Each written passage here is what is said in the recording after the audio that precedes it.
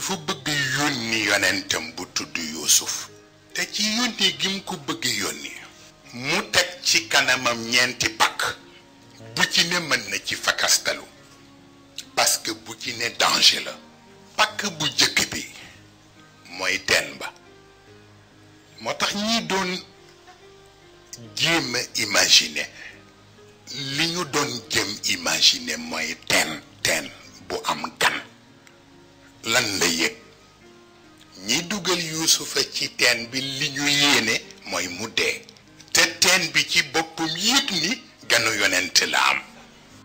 Seydi Mouhamadoul Moustapha Sy Al Maktoum. En citoyen engagé, Seydi Mouhamadoul Moustapha Sy fait ses premiers pas dans les associations de jeunes ASCA, dans sa ville natale à Tivaouane. Après une formation religieuse et spirituelle assumée, il commença à enseigner les sciences coraniques dans la sphère familiale. Une université populaire dans la demeure de son grand-père, Cheikh Al-Khalifa, Seydi Aboubakrin Sy. Seydi Mouhamadoul Moustapha Sy a su traduire chaque verset du livre saint en principe de vie et en action pour l'épanouissement social et spirituel de tous les peuples du monde. Son exégèse du Coran a mis à rude épreuve les intellectuels les plus émérites de son temps et étourdi l'entendement des démagogues contemporains. Que de témoignages reçus de la part d'éminents professeurs, de grands hommes et femmes politiques, d'intellectuels occidentaux et orientaux et de ses pairs. La personnalité de Seydi Mouhamadoul Moustapha Sy épouse parfaitement le triptyque de l'aristocratie mystique, la noblesse généalogique, la vitrine intellectuelle et l'empreinte mystique. dem na daara jàng ko ci ay sëriñam ba yàlla def mu mokkal li mu mokkal ci alxuraan ak arab ci dëkk bii di Tiwaawan mais mus la fooye am njàngam daawul jàng nag comme ni nit ñi daan jànge di toog ci mbedd yi di jàng day daan làqatu di jàng wala guddi bu ñëpp demee mu nekk moom kenn di jàng wala mu doxantu ci àll bi ay téereem jiitu ko mu dem toog fa jàng li muy jàng bu paree xale bi yóbbu téere yi jëli téere yi moom mu doxaat dem soo ko gisee te xamoo ko da ngay defa ni day sañse rek di dox or boo mi ngi jàng et puis université ambulante si Moustapha yoroon bu xamee ni tey fii la ñuy dajee maanaam bërëb bu ma nit ñi war a dajee soit di attaaya wala di buloo doolu def lu ne day ñëw fekk see loola su ñu ñëwee toog kenn ci mbooloo mi posé ko question boobee bu koy répondre day attiré nit ñi nekkoon ca mbooloo ma ba dañuy teg seen carte yooyu di déglu waxtaan wi donc féppam diine la féppam éducation la féppam yar la su ko defee noonu la daan def mais boole koog nag yor école arabe bi ubbi ko biñ demee ba kenn jàngatul dafa instauré école bi loué ay classe inscrire ay nit ku ne ñëw joxe 500 francs inscription te dootoo fay ñuy jàngal ñëpp dëkk bépp fu ne ci Tiwaawan nit jóge fi ñëw di jàng si mu tànn ay enseignants donc moom ci enseignants yooyu la bokkoon ñuy jàngal di leen jàngal di leen éduquer di leen yar lépp lu daan def ci daw te araamul si Moussa def na ko yor na fi école AST ASCA école football nekkoon président ba coupe yi woon ci Tivaouane yëpp ñoo ko daan jël yor na fi troupe théâtrale au niveau national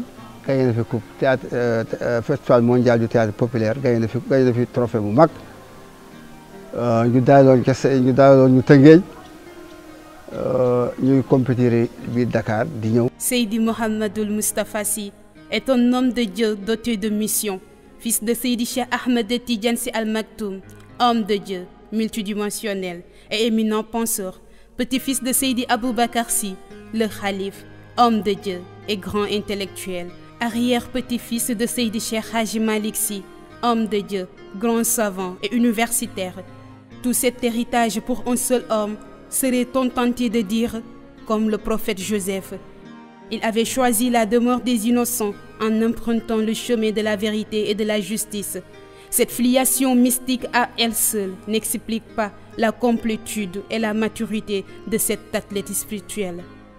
Exceptionnel, Seydi Mouhamadoul Moustapha Sy a élaboré des stratégies bâties la personnalité de femme et d'homme, éduquer des citoyens, fonder une communauté spirituelle universelle dont le fondement demeure la loi coranique et la tradition sainte prophétique. S'il n'a pas remué une armée, il a mis en veille une conscience citoyenne active, capable de soulever des montagnes par la détermination et surtout par la volonté de ses composantes. L'engagement politique de Serigne Moustapha Sy est le prolongement naturel de son engagement en faveur de la jeunesse, des femmes et des couches défavorisées de la population. Sa bienveillance l'a orienté à l'éducation et à la formation des masses populaires et à la lutte contre les inégalités sociales, qu'il s'agisse de programmes d'alphabétisation, de capacitation et d'entrepreneuriat, de formation religieuse et d'investissement humain, entre autres. Serigne Moustapha Sy consacre l'essentiel de ses énergies aux humanités des populations du Sénégal et d'ailleurs. En lui, les jeunes et les femmes ont trouvé un leadership qui répond à leurs préoccupations, une ingénierie sociale qui leur apporte confiance, sécurité et action. waaw man li ma gën a damay jàpp ci sama relation ak Serigne Moustapha amoon na jamono ci réew mi dans les années 90 benn boobu lu ne ma nga ca débat li gënoon nag lu nit ñi gënoon jàpp mooy débat bi ma daan am sur femme et islam et jamono yooyu xam naa c'était un débat neuf nit ñi mënuñu concevoir rek prise de position yi ma daan am ci femme et islam lu ne dégg naa ko ci lu ne wax nañ ma ko ci mais dafa am benn loolu ci li ma jàpp retenir man ci Moustapha Serigne Moustapha loolu pour man c'est extrêmement important ñi ngi may attaqué bu ëllëgee maa ngi def la presse la une de la presse ma am samay position islamiste yi dal ci sama kaw wante rek xam nga rek xam-xam moom soo ko yoree rek argument bu ñu la mënti jox rek nga indi beneen argument ñu débat bi faisait rage moo am université du Ramadan ba xam naa ni sax ci biir Moustarchidine yi surtout kilifa yi pa mag ñi am na ñoo xam ne si daawuñu woon ànd ak man waaw man pour man nag dama gëm ni nit buy soppi jamono rek du mën a ànd ak ñëpp ñu ñëw nag benn université du Ramadan Moustapha ñëw jël parole loolu ci li ma ko gën a jàppee ci la bokk mu ne intellectuel dafay am rôle ci société surtout intellectuel bu jigéen mu ne intellectuel li muy wax teg ko ci xam-xam ñëpp dañ ci war a sukkandiku c'est-à-dire af wax jooju dama ko jàppoon parce que Serigne Moustapha non seulement daf ma conforté woon ci li ma daan wax ak li ma daan def mais daf ma conforté woon ci rôle boo xam ne nii intellectuel daf koy am surtout intellectuel bu jigéen tey bu ñu doon seet ak hadis yi génn yëpp ci diine l'islam ñaata la 90% wax hadis yi ku ko joxe du Aïcha su fekkente ni jigéen kenn warul topp jugement jigéen lu tax ñuy nangu hadis yooyu yëpp jóge ci Aïcha ça veut dire que c'est-à-dire contradiction yooyu na nga daan génne di ko teg ci kanamu nit ñi boobu jamono moom la nit ñi daawul mun a dégg daf leen daan déstabiliser mais Serigne Moustapha nag ci côté boobu ku ma jàppale la woon loolu moo tax nag man ma gëm ni moom noonu la Serigne kilifa di mel parce que kilifa soo bëggee sa société avancé yow attitude bi ngay am dafa war a nekk une attitude modèle pour nit ñi di ci sukkandiku pour mën a avancer Moustapha nag je crois que pour ces ay ñoñom ak ñi nga xam ne ñoo ko gëmoon nekkoon na modèle pour ñoom. L'engagement de Seydi Mouhamadoul Moustapha Sy, sa responsabilité et ses actions embrassent toutes les composantes de la société. Il s'est engagé à orienter une jeunesse désabusée en investissant le champ de la spiritualité, de l'éducation, du social et de la politique. Son opposition au régime socialiste lui valut un séjour de plusieurs mois en prison. Il fut interpellé le samedi 30 octobre 1993 sur le régime de la garde à vue et fut emprisonné le mercredi 3 novembre 1993 à la maison d'arrêt de Rebeuss. Hier du jeune marabout Cheikh Moustapha Sy. Cette interpellation est liée, semble-t-il, aux propos particulièrement virulents tenus par Moustapha Sy il y a une semaine lors d'un meeting du Parti démocratique du Sénégal de Maître Wade. Le PDS a dénoncé l'arrestation de Moustapha Sy et exigé sa libération immédiate et sans condition.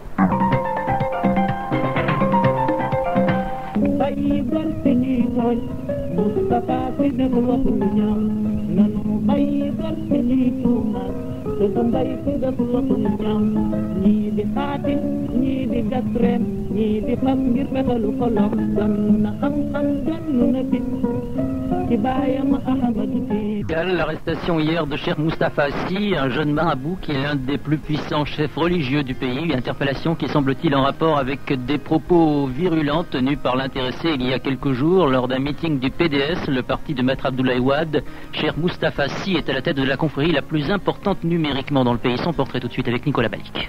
Âgé d'une quarantaine d'années, Moustapha Sy est le fils de l'un des plus puissants chefs religieux du Sénégal. Considéré comme un érudit de l'islam, il est lui-même responsable d'une association tidiane à but éducatif, le mouvement Moustarchidine Wal Moustarchadit, bien implanté notamment parmi les jeunes. Mais c'est surtout sur le plan politique que le marabout défraie la chronique depuis le début de l'année. Peu avant les élections présidentielles, il avait tenu des propos extrêmement virulents à l'encontre du président Diouf, lui-même tidiane, tout en apportant son soutien à son rival Abdoulaye Wade. Et il semble que ce soit précisément les déclarations de Moustapha Sy lors d'un meeting du Parti libéral la semaine dernière à Dakar qui ait provoqué les foudres du régime. Après avoir fustigé l'action du pouvoir en place, l'enfant terrible des Tidianes avait en effet affirmé détenir des documents ayant trait à l'assassinat en mai dernier du vice-président du Conseil constitutionnel. Maître Wade, en tout cas, condamne l'interpellation du jeune marabout, y voyant, après sa propre inculpation dans cette affaire, un nouveau signe de la volonté du régime de déstabiliser son parti.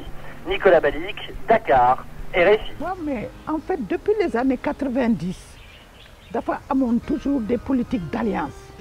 ñuy wax alliance yàgg na parce que léegi beaucoup de gens disent oui marabout yaa ngi allié ak kii du tey au départ c'était alliance surtout avec le PDS mais aussi avec les autres partis de gauche comme ñun And Jëf PIT LD ñoo doon bokk première fois bi ñu doon xeex contre la dévaluation le plan Sakoloum on l'appelle ça à l'époque manifestation yi c'était tout le monde et on peut dire que Moustarchidine ñoo indi benn public au-delà du politique ñun c'était des militants engagés politiquement mais yéen da ngeen wane ne du parce que da ngay toppatoo diine que doo toppatoo politique que engagement social la mais engagement politique la tamit. bi nga xamee ne ñoom woote nañu meeting au population bi ñu xeex dund bu metti bi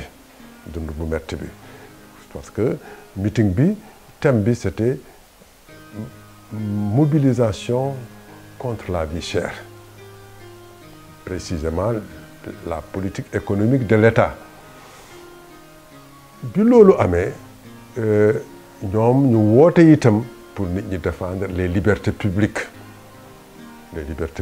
et l'état de droit. waaw booba Djibo Ka moo nekk ministre de l'intérieur waaw bi ñu ko wootee avant même meeting bi commencé manifestation yi tàmbali nañu Yeumbeul Thiaroye Pikine utal si Ndakaaru Dakar bi mu duggee yëf yi dafa tasaaroo amul benn quartier Dakar boo xam ne bii keroog taal dañu pën a dresser ay barrages dénoncer la politique économique conduite par le président Abdou Diouf waaw daanaka pouvoir bi daal li ko desee woon ci autorité ci population yi jeexoon na bareetul woon parce que booy jiite ay nit ñu dem ba na ñoom mënatuñu bëggatuñu waaw te loolu Serigne Moustapha ci ñeenti at yu jiitu loolu liggéey na ci en tant que guide religieux liggéey na ci dans sa communication et dans la pédagogie bi nga xam ne bii moom la doon teg di yee nit ñi. parce que sa dëkk su yàqoo mënuloo ne da ngay toog di julli di jàpp dëkk bi di lakk à côté àndul méngoowul ak sa religion Donc ils ont fait cette jonction de telle sorte que toutes les organisations lu xewoon événement bu kii manifestation dañu doon ñëw moo tax bi ñu leen doon jàpp dañ leen doon jàpp toujours ensemble. Ils ont fait la prison d'abord une fois à Rebeuss, d'autres fois camp pénal foofu. parce que sur le terrain Moustarchidine yi li nga xam ne lii moom la ñu mën a moom lañ leen doon waxal ñoom fi ñu wuute woon ak parti politique yi yow ñu amoon organisation solide boo xam ne bii dafa àndoon ak une dimension spirituelle ànd avec une dimension sociale ci firnde rek sunu naataangoor boobu man maa ngi jiite SAES suñu naataangoor yi ci biir Moustarchidine yi ñi nga xam ne ñi gis naa leen ci bërki démb rek mooy Serigne Amadou Serigne Ndiaye bi ñu jàppee nit ñi lu ëpp 200 personnes yóbbu leen camp Abdou Diassé immédiatement ñoom seen organisation ils ont pris en charge la restauration non seulement de l'ensemble des détenus ay députés ay kii mais ils ont pris en charge également les policiers et les forces de l'ordre yi nga xam ne ñoo doon garder détenus yi ils les ont pris en charge soo ñëwee dafay mel ni bésu cant te ci bésu njëkk yi dañ ne avocat du dugg avocat du génn famille du dugg kenn du ñoom ñu transformer camp bi en un véritable lieu de réjouissance et de méditation spirituelle et de méditation sur l'avenir du Sénégal ànd ak dal ànd ak dëggu. muy jullit muy catholique suñu rôle mooy loolu socialement dañu war a lutter contre l'injustice dañu war a lutter contre la pauvreté dañu war a lutter contre l'inculturation. Serigne Mouhamadoul Moustapha Sy sera libéré le lundi 12 septembre 1994. kon nag mbokk yi ñu déggandoo ko noonu tey xaarandoo mbir mi lu ci munti ay rek danañ leen ko jottali ci seen rajo di Sud FM 98.5.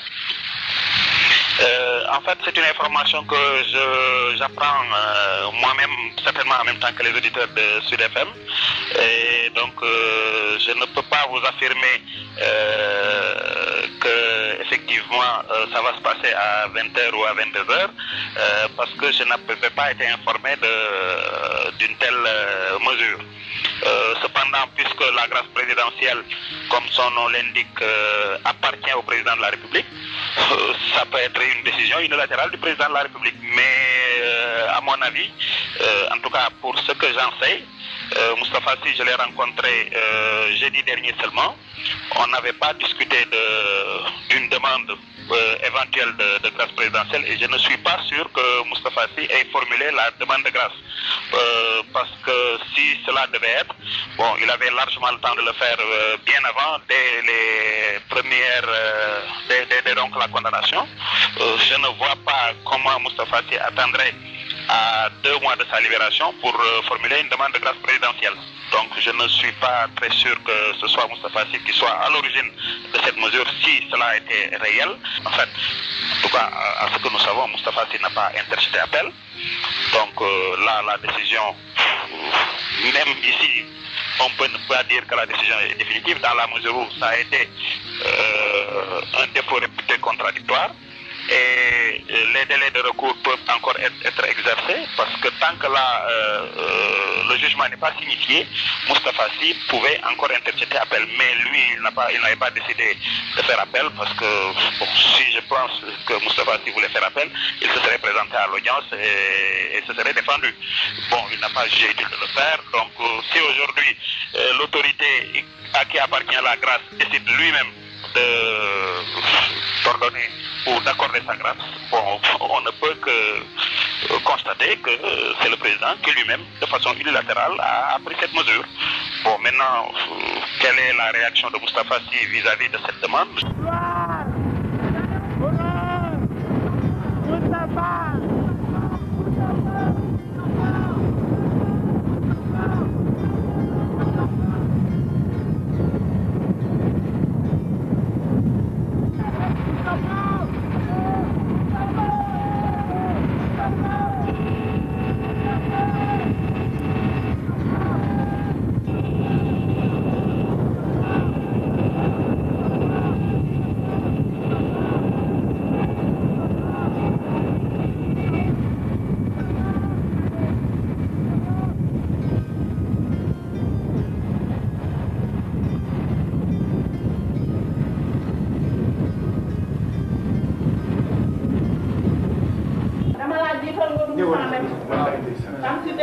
na ma jëli la nga ñëw xare yàlla ma ca bokk coor Amadou Ousmane fii di faagee démb ci jabar bi te loxo loolu ngoone xare yàlla ma si ñal may loxo njaali boy mu fe samba naa loxo samba naa ndax ci démb na ma xarit nga géey ma Alexandre Bargan doon noo kuy daw xare yàlla ma si ñal may doon noo kuy yoxi ñata Abdoulaye Taye Sarr jaw Sarr Lamine Ala Taye Sarr Lamine Ala déggu Sarr Lamine Ala Fatou Sall Mbacke Ndiaye andeer yu may jéeg doon noo kuy daw ay madame Selbe sa maam bon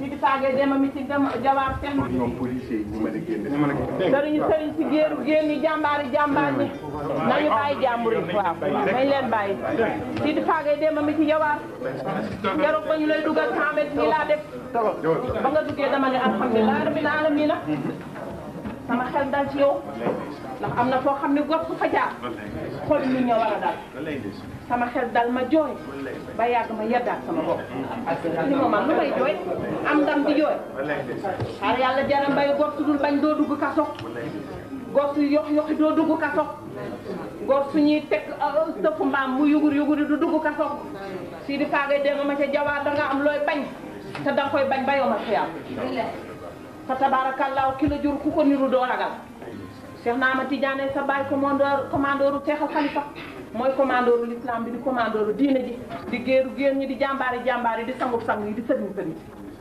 xaar yàlla rosa si di njara mbay li nga def ba ñu fekk la ci yal na la yàlla fay ndax nag ku am bàyyi xaramata Njaay sax ku ko saaga nga jóg waxuma ki nga am yal na la yàlla fay daga maay sam tuuru di sa bàjjen Amadou Ousmane bokk ndey ak baay Amadou Mati Mbacke Ousmane Mati Mbacke bokk ndey ak baay Amadou jur baasin ko jësi mu jur Alaaji Mbay baasin sa maam jëcc ba ñu uufal Alaaji Maalik Ousmane jur Cheikh Seydi Alaaji Maalik mu jur sëñ Babacar fa tabaarakallaahu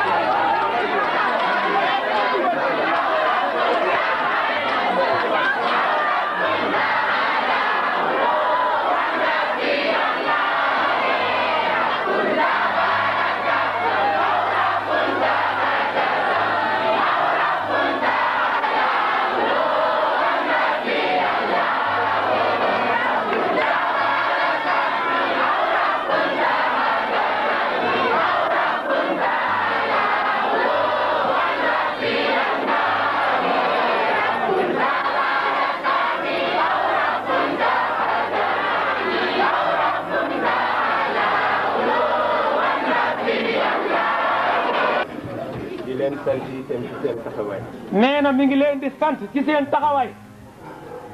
wax bi du yàgg. nee na wax bi du yàgg. ndax fa tabarakallahu. ndax fa tabarakallahu. kii di Serigne Moustapha. nee na kii di Serigne Moustapha. xaw na sonn. nee na xaw na sonn. bi mu ñëwee ak léegi. bi mu ñëwee ak léegi. yéen itam. nee na yéen itam. ci wàllu xerte. ci wàllu xerte. ak ci wàllu cofeel. ci wàllu cofeel. xam nañ ni sonn ngeen. xam nañ ni sonn ngeen.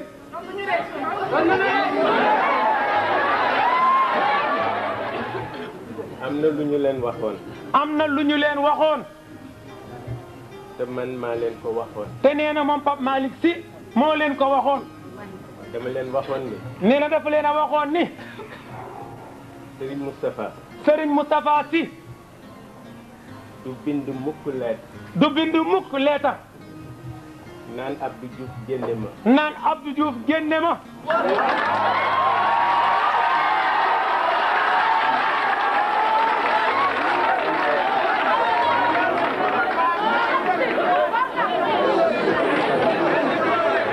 da nga koy ñaan lu mu mën. nee da nga koy ñaan lu mu mën.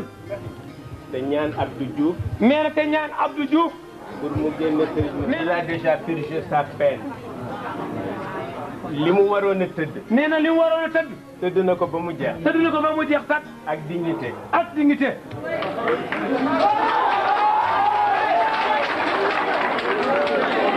moom Serigne Moustapha. moom Serigne Moustapha. bu amee lu muy ñaan. bu amee lu muy ñaan. kenn la koy ñaan. kenn rek la koy ñaan. muy Serigne Babacar Sy. muy Serigne Babacar Sy. ba mu duggee ci prison bi. nee na ba mu duggee ca prison ba. moom Serigne Moustapha. moom Serigne Moustapha. ba fii mu génn. ba fii mu génn.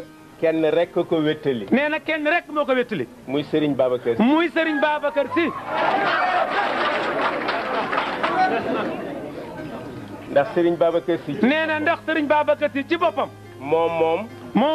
al mustarshidin. al mustarshidina. wal mustarshid. wal mustarshidaati. bërki démb. nee na bërki démb. maa ngi yëg réunion bu ñu def. mi ngi yëg réunion bu ñu def. benn mag bu kàccoor. nee na benn mag bu kàccoor. di wax xale yi. di wax xale yi. comme mustarshidin tas na. comme mustarshidina tas na.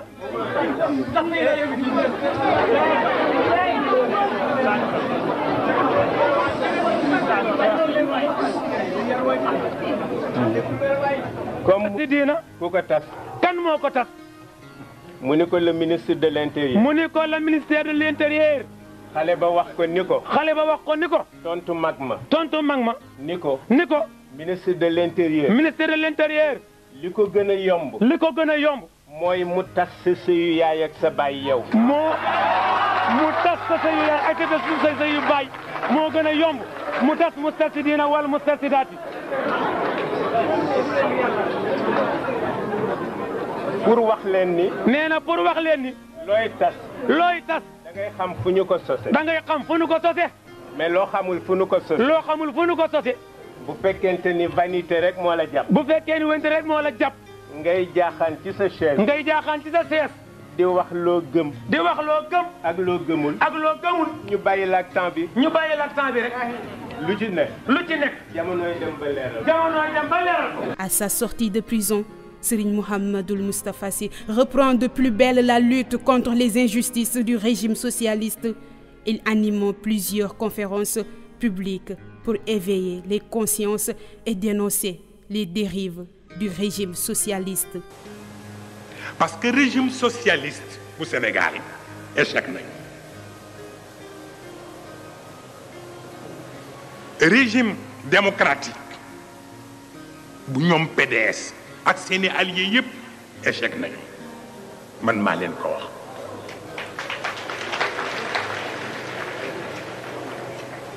léegi nag beneen état ba ngi ñëw état bu nga xam ne képp kuy bonne volonté ci Sénégal boo bokkee ci diine boo bokkee ci politique ak boo bokkee ci culture ak boo bokkee ci sport ak lépp loo mën a bokk bu sa xel rafetee te baadoo la woo ñooñu war nañu mën a ànd pour seet fu ñuy teg Sénégal.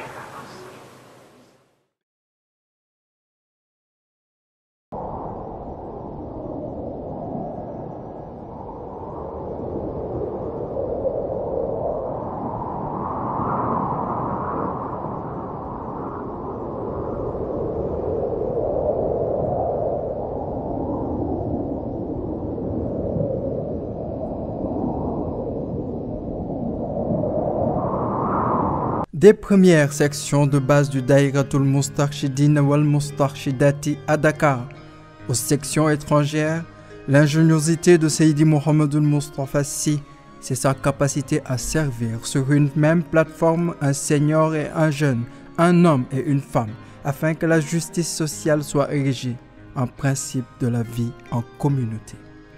L'universalité du mouvement spirituel al-Moustarchidine réside dans sa capacité à assimiler toutes les cultures de la civilisation. C'est cette universalité qui explique l'implantation du mouvement Moustarchidine dans tous les continents sans tambour ni trompette. Le principe de son universalité repose sur l'exigence de vérité, de discernement et d'entendement commun à l'ensemble de ses condisciples de corps, de cœur et d'esprit à travers l'univers. Je sens une quiétude dans mon âme au contact avec Mame Babacar Sy. C'est la raison pour laquelle je me demande quelle nation lui enverrait pas ses enfants. لا حسبي ديني حسبي الله لما إليه استمامي حسبي الله Allah, tu sei quello a cui mi fido per quanto riguarda la mia convinzione religiosa, l'unico che ha tutte le soluzioni alle mie preoccupazioni. وعندما نصب الميزان مهدلة نرجونا بالهدى قل حسبي الله. Au moment où la balance sera mise en place en toute justice pour peser nos actes, nous solliciterons l'intervention du prophète, paix et salut. بعد التعلم واقترب وتطورا تتطور العلماء والحكماء. Lo lemagdia Sénégal. Lo espero Yohanan. Después de la instrucción, ejerza un trabajo y evoluciona como han evolucionado los sabios. En écoutant le débat entre ma conscience, mon esprit et mon cœur, je n'ai pu m'empêcher de jeter un cri de cœur. Celui qui ne va autre part que vers celui qui représente pour moi mon bonheur. Ô Serigne Moustapha, vous n'êtes point l'égal des apôtres de votre génération, grâce à votre dur labeur. Sachez que les saints vous ont légué leur sagesse sans peur, et les jeunes vous ont confié leur jeunesse avec faveur. Min tilka al-kutla, ولدت دائرة المسترشدين والمسترشدات. moo tax mustarshidin ku ko bëgg a jàppe mouvement nii comme mouvement islamiste yi da ngay nax sa bopp de du mouvement yi mbooloo yi wala ñu naan ay xisbullah ak yi ñoom duñu moroomu ñooñu loolu cheikh tibbe ci turandoo maanaam tubbee kon ci maamam Ali ibn Abi Talib te mu jaaree ci yonent bi te mu jox ko turandoom bi fii bi nekk rëlle fii waaw boobu ci la mustarshidin juddoo moo tax kuy seq ak ñun rek na ko xam duñu nii mouvement politique duñu nii mouvement même religieux duñu nii mouvement culturel mais mouvement la bu nga xam ni c'est un mouvement spirituel bu nga xam ni war nañu sauvegarder te fexe ba protéger la cohabitation entre l'esprit et la matière war nañu fexe ba sauvegarder te protéger la cohabitation entre les sciences et les cultures war nañu fexe ba nga xam ni dañuy sauvegarder protéger la cohabitation entre les civilisations entre les politiques entre tout le monde waaw kooku sunu rôle la. De l'université populaire de Tivaouane aux universités du Ramadan, en passant par les commémorations du Maoulid, les colloques et les journées d'études, Serigne Moustapha Sy, grâce à l'éducation et la formation placée au cœur de son dispositif, a pétri des personnalités, des femmes, hommes, bâti des citoyens conscients de leurs responsabilités. ndax waxuma pour sama bopp waxuma it pour daayira bi kenn ku ne li may wax pour yow la te di nga am fooy yegg foo xam ne bis boo duggee bàmmeel kenn du la laaj Moustarchidine kenn du la laaj Moustapha Sy sa bopp rek lañ lay laaj waaw moo tax rek tabarkal la nañ ciy def yitte rek waaw ndax itam passewul loolu waaw. C'est l'histoire d'un jeune homme, singularisé par la maturité précoce et l'entendement fécond. Il avait pris l'engagement de rattraper 10 ans d'errement de la jeunesse. Dans le cheminement de la spiritualité, le respect de l'engagement est la marque des hommes véridiques, ceux-là même à qui le Seigneur a offert son hospitalité en les acceptant dans sa demeure royale. Car toute croyance en Dieu demande au préalable le respect des engagements. C'est aussi l'histoire de jeunes hommes et femmes caractérisés par leur soif de connaissance de droiture et de spiritualité. Il avait comme ambition légitime de renouer avec l'histoire sainte en s'inspirant des récits coraniques des gens de la caverne, du prophète Ibrahim, Luqman Hakim et des jeunes compagnons de Seydina Mohammed. Leur défi était presque surhumain, zapper les pratiques d'une tradition religieuse archaïque et celle d'une modernité occidentale dégradante. Comme le Moustarchid, entre guillemets, est interpellé, te ma wax leen ni Moustarchid commencé wul ci ñun ci waa daayira bi ma wax leen ni yonent yàlla Ibrahim mooy le parrain spirituel de tous les Moustarchides du monde.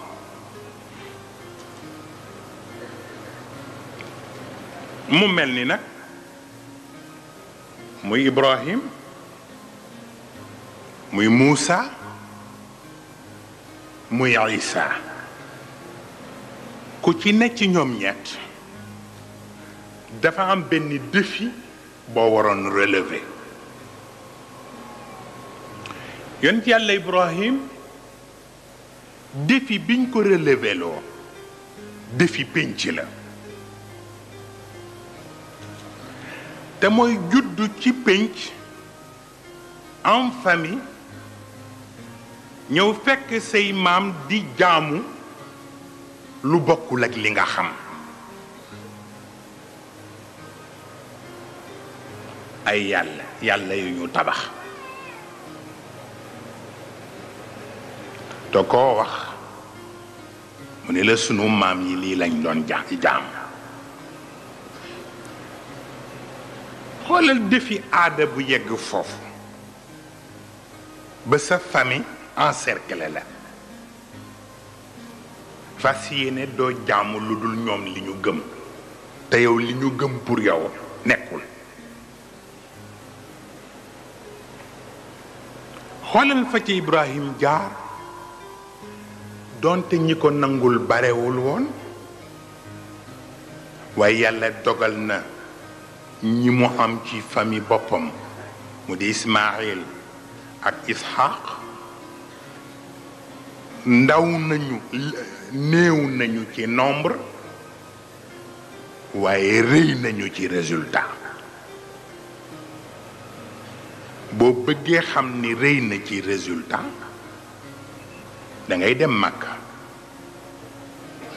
xool Kaaba ga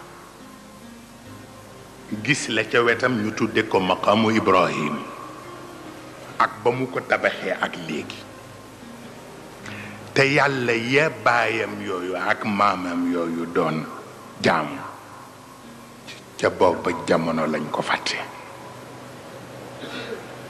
moom bosam dox na ba fii du dëgg kon défi bi mu amoon ci wàllu pénc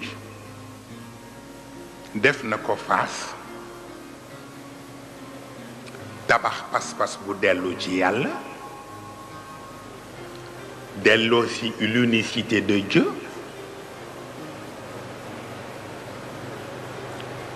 ko ci yi mu ko teg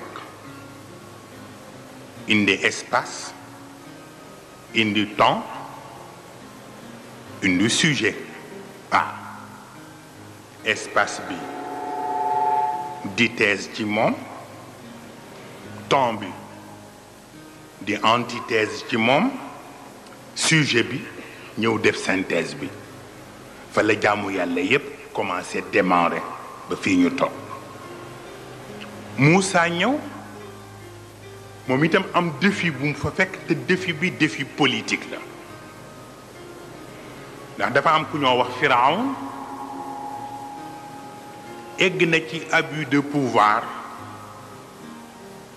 fu tax mu defe ni bakkanu doomu aadama yi ay fowukaay lañu mu fexe ba idéaliser son moi te moo di li mu gis rekk la ñépp war a gis bi ci des mooy mu confisquer l'unicité de Dieu ndax ma alimtu lakum min ilahin ghayri yàlla yónni Moussa pour mu relever défi politique boobu mais li ci gën a yéeme pour mu relever défi politique boobu il fallait que moom ci boppam mu yaroo kër Firawna parce que bu fa yaroowul ba xam leen du mën a jël ay dispositions pour def leen face mais bi ci am solo mooy sunu borom fexe mu yaroo fa te jëlul seen jikko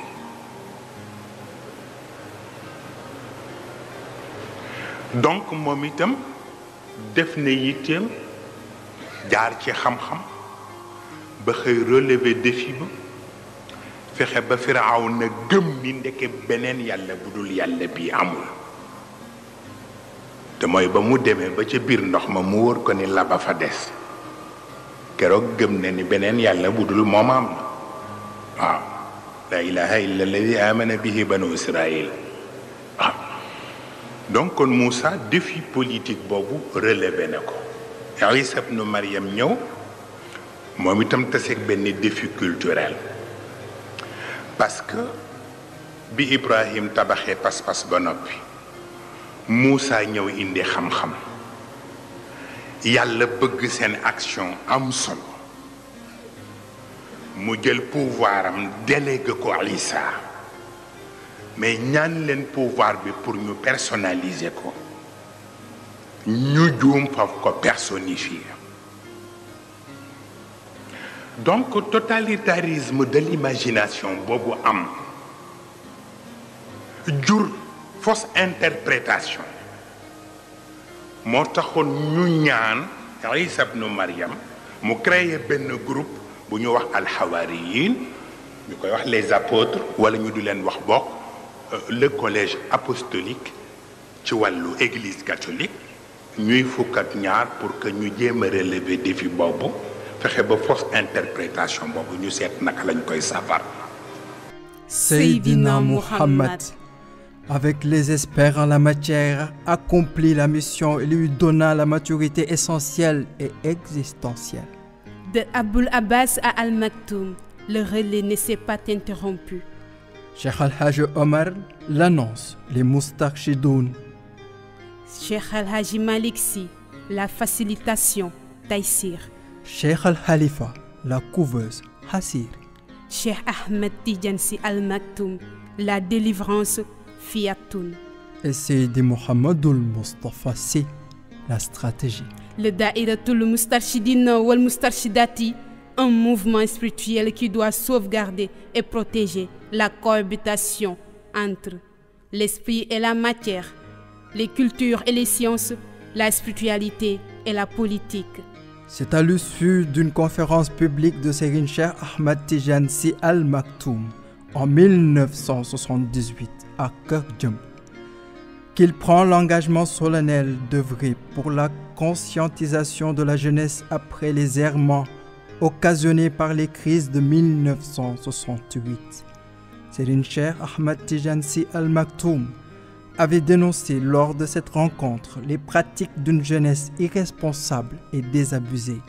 Serigne Moustapha Sy entama une révolution culturelle, sociale et politique pour doter les jeunes d'une conscience de responsabilité et d'action. Serigne bi kër jëmb ren ji sunu kër jëmb la ñun al mustarshidina wal mustarshidat.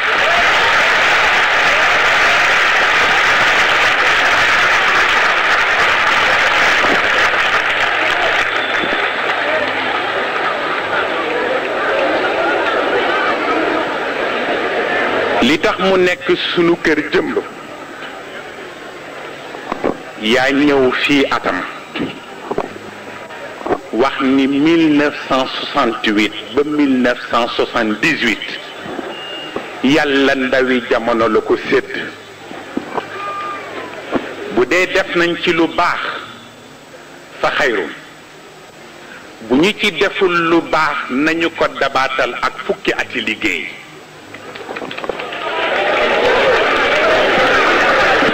xaaruñu nga ni Serigne Mansour jógal def nangam xaaruñu nga ni Moustapha def leen nangam ndax njaboot piir bu kilifaam junjee rek moo war a tàmbali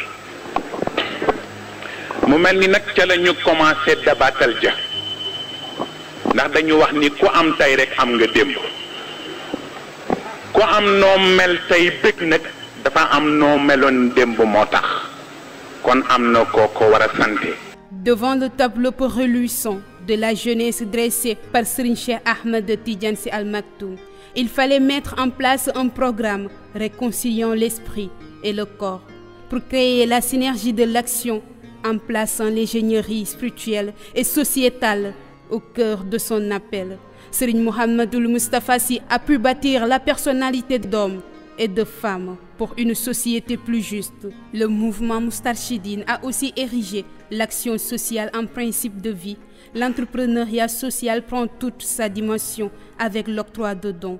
Leur donation, ce n'est pas uniquement de vivre, de l'argent ou encore de l'investissement humain.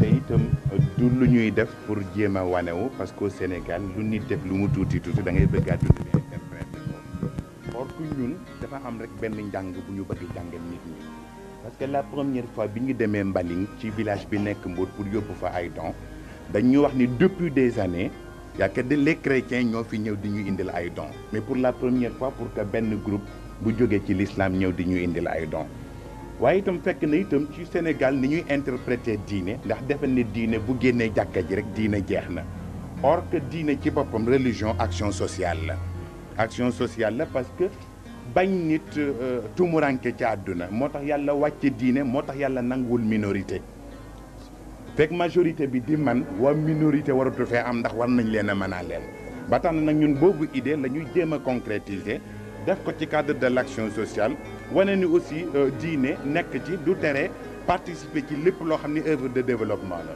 loolu nag moo tax ñu koy commencer joxe le bon exemple parce que ñun ci famille yi ñuy nekk bon ñun ñoo war a mën a njëkk a joxe exemple ci action yu mel noonu pour que adduna bi yëpp war ko mën suivre ba tax na nag loolu moo tax ñu jël initiative yi commencé ko njàlbeen la mais je pense bien que bu ñu ko yaatalee ba ñëpp bokk ci dina dem ba passé fi. C'est le mouvement Moustarchidine.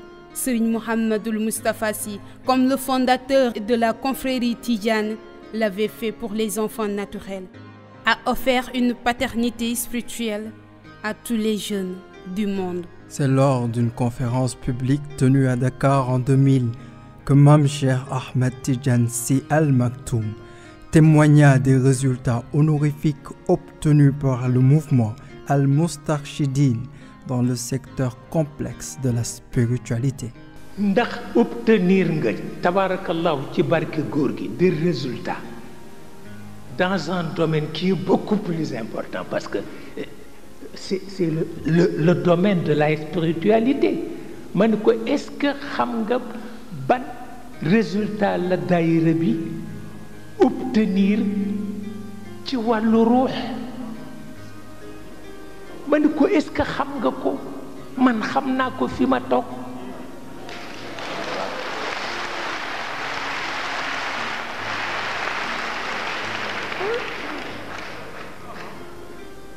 ma ne ko lumière bu toll noonu ay petites ombres yu politicienne bu ñu ko bàyyi mu muur ko parce que doxul ma ne ko tey yow itam man dama lay yaxantu bëgguma ñu sacrifier la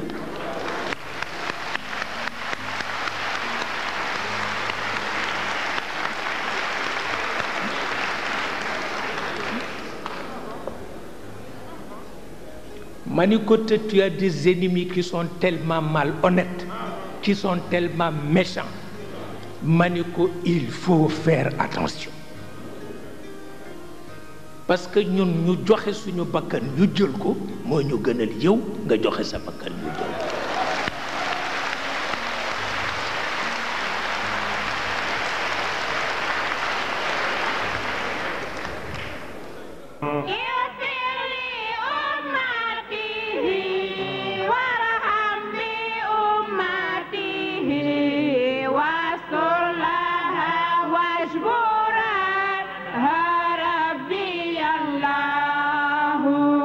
نور أحاط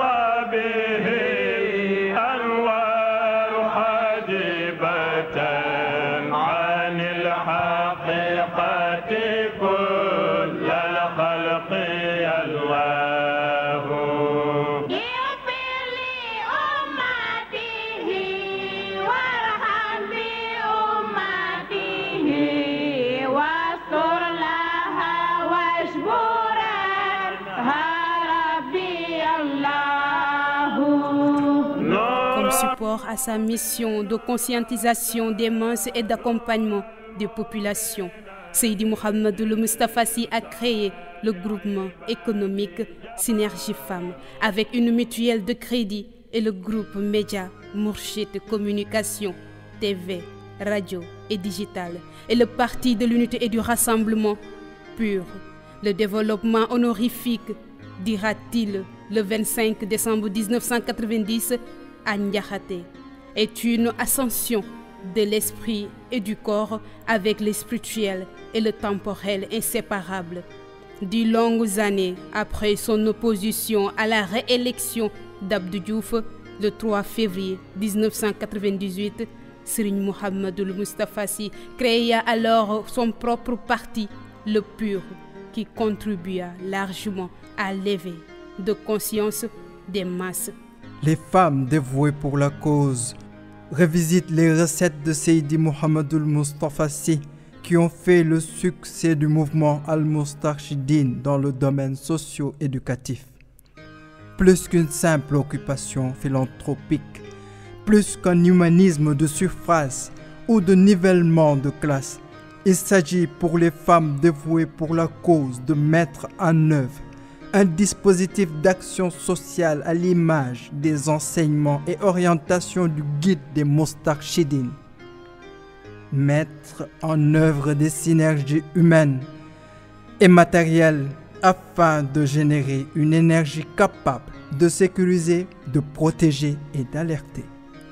Dans un pays comme le Sénégal, pays dans lequel la sécurité civile n'est pas encore une réalité institutionnelle et sociale, l'initiative des femmes dévouées pour la cause vient en son heure pour apporter assistance et résilience aux couches les plus fragiles de la société, l'enfance, la féminité, la vieillesse. La société a besoin d'être protégée par une action sociale entretenue par tous, quel que soit le statut de l'apparence, de la croyance et même de la provenance. D'aucuns perçoivent l'action sociale comme une simple occupation philanthropique. Pour certains, c'est un rappel à l'humanisme. Pour l'autre, c'est un nivellement des classes. Pour nous, femmes dévouées pour la cause, l'action sociale est à l'image de notre guide, Cheikh Seydi Mouhamadoul Moustapha Sy. L'année consacrée à la jeunesse par le mouvement Al-Moustarchidine. La mission avait besoin d'une nouvelle dynamique en matière de spiritualité et de culture. Toute révolution qui ne porte pas les gènes de la perpétuité est vouée à l'échec. ñi fa nekk di ay sët le Serigne Babacar waxoon ci fanam yu mujj ci àdduna mi ngi tëdd ñu ni dafa am ñu ziyaare si bu mënoon rekk ñu yëkkati ko tuuti mu xool leen ñu fexe ba tabarkal la ñu yëkkati ko mu dox nank ñëw seen leen ñuy xale yu tuuti di xale yu jigéen yu sol seen robb yu weex ak seen gant yu weex mu xool leen ba mu yàgg mu ne ah lii de junj la waaw mu mel ni tabarkal la comme junj la yal nay junj bu wéy ba faw Sëriñ def ma contacté ni ma weekend bii di ñëw duñu bëgg a dem tournée ma ni ko incha allah bi heure bi jotee maa ngi sëpp ca kaw seen ñuy defar oto yi pour dem ca tournée ba bi mu jógee ca tournée ba laa koy soog a laaj fu ngeen demoon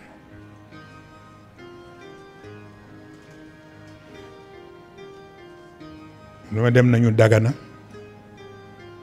dem nañu Saint-Louis dem nañu Louga ñu ngi mujj yépp ci benn bëccëg bi te ba ñu demee yëg naa ni ca bëccëg ba añuñu waaw am na ci ay séeréer sax yu yëf yi xaw a feeñ ci ñoom waaw ñu ñëwaa waaw lu ngeen fi am ñun leen mbaxalu Saalum ñu ne nañ ñu tàngalal mbaxalu Saalum ma ne baax na ci ndax biir it bu ca dara newul gëwma ni boroom dana def lu sotti waaw c'est très important ndeysaan le lendemain ma gisati ñu rangale oto yi dem dellu si ma ni ko waa fu ngeen demoon tey mun ma Jurbel Kaolack ak Buleel ok c'est très important waaw ngay fàttaliku rek sunu yu jëkk yi lay ndeysaan. L'entité Moustarchidine Junior est née des flaques du mouvement Al-Moustarchidine pour consolider des vertus et des qualités essentielles telles que moralité, le mérite et la maturité. En s'appuyant sur l'ingénierie sociale et spirituelle mise en œuvre par Seydi Mouhammad Al-Mustafa Sy Al-Maktoum, ces enfants gâtés du ciel ont entrepris un chantier, celui de réconcilier l'homme avec l'humain. L'introspection et l'interrogation seront mobilisées pour explorer l'homme dans ses différentes juridictions. L'engagement et la volonté sont les meilleurs atouts pour ces athlètes spirituels des temps modernes pour débrouiller et dépoussiérer les concepts nécessaires physiques, mentaux et spirituels.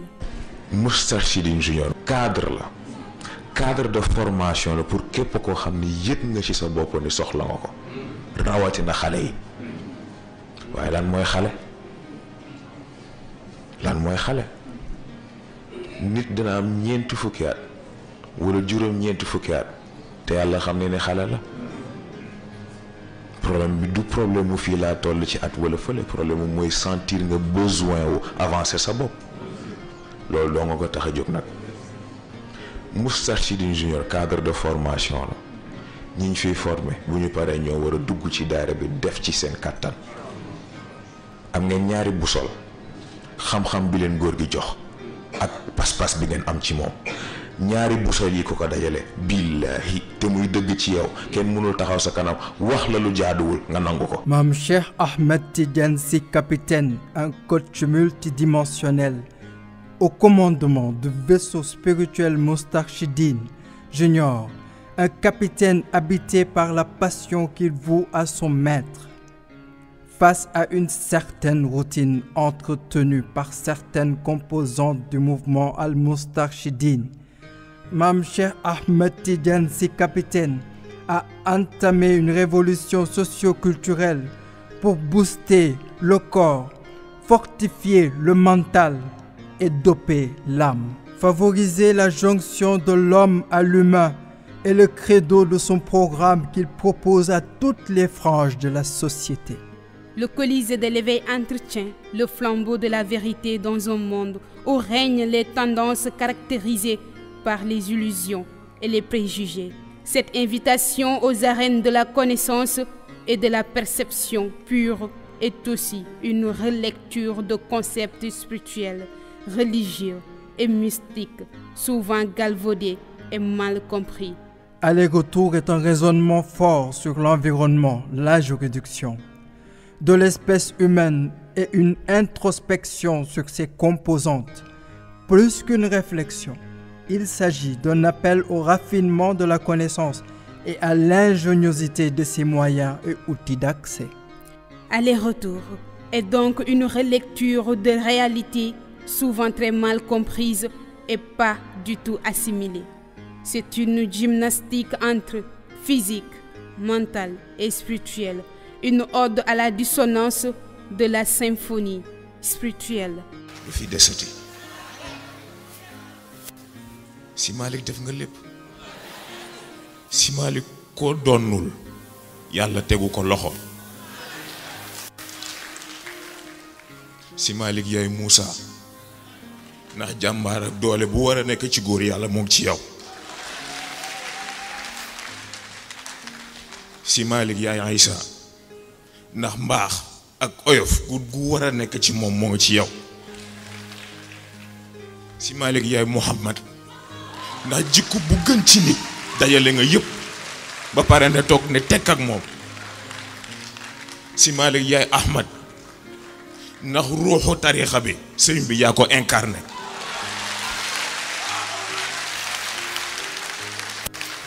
sëriñ bi yaay Cheikh Omar Foutiyou ndax lu jëm ci tactique lu jëm ci stratégie góor gi yaa ci raw.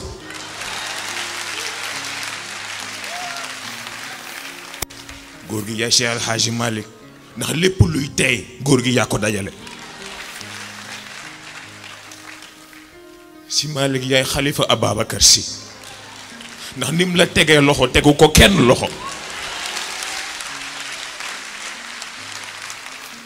si Malick yaay Cheikh Ahmed Tidiane Sy Al Maktoum ndax góor gi yaa ko taxaw ba ko kenn taxawul yaa taxaw ci wetam ba gisul kenn. sëriñ bi yaay ñëpp góor gi jamono tënku la temps tënku la espace tënku la nga dajale li nga dajale lépp ci ay maqaamaat ba pare góor gi ak sa modestie légendaire. góor gi yaay ñëpp góor gi yaa mën ñëpp.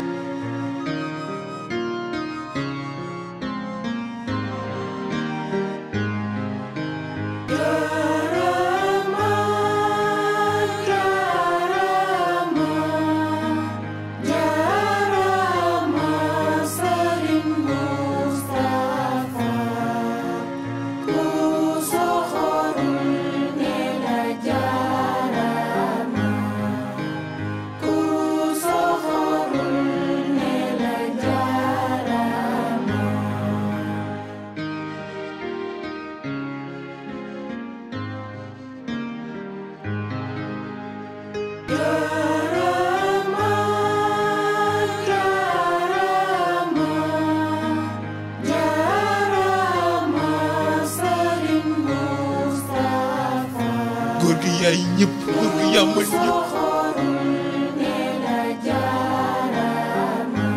góor gi yaay ñëpp góor gi yaa mën ñëpp.